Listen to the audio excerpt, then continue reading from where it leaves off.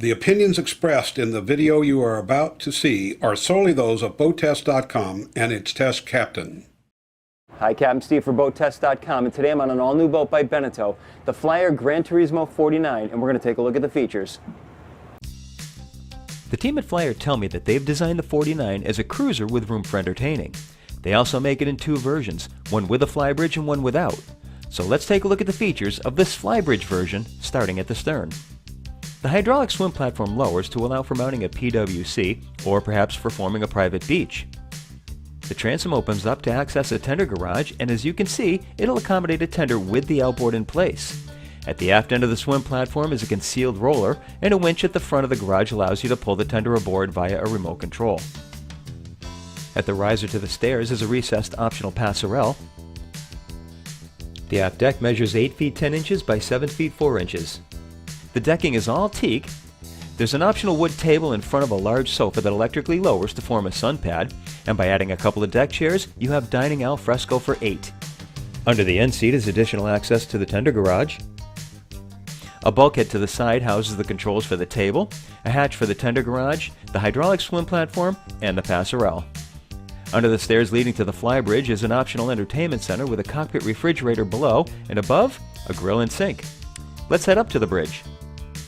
The safety rail around the companionway is a nice feature, and the hatch closes off the area for security and keeps any kids in the flybridge safer.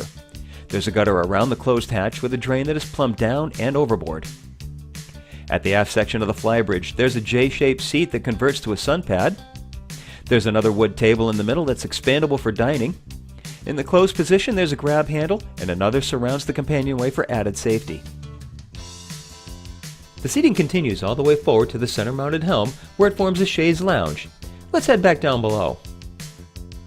A double-wide set of glass doors opens wide enough to bring the outside in. A raised lip at the base keeps the rain from the cockpit deck outside where it belongs. Let's take a look inside. The salon has C-shaped seating to port with a cocktail table that extends to add dining capability. It also electrically rises to serve as a buffet table. And here's a nice feature. The table slides in and out on its base so that you're able to get in and out from behind and even stand behind the table. Ahead of the couch is a small workstation that I would add an LED and a gooseneck to so I could use it as a chart table.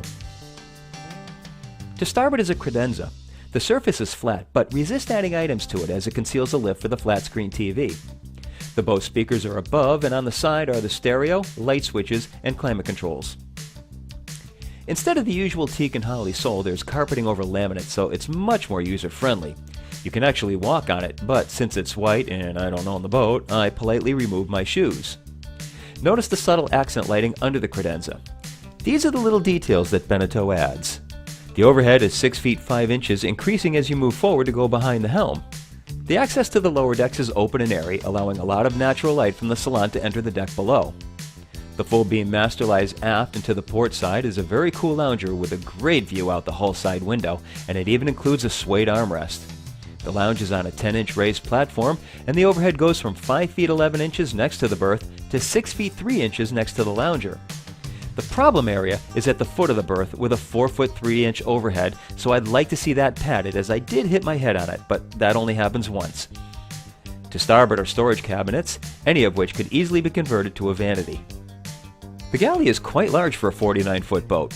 Below the sink are separate trash receptacles for recycling. Just to the left is a clever storage area that reveals a secondary storage rack when the first is pulled out.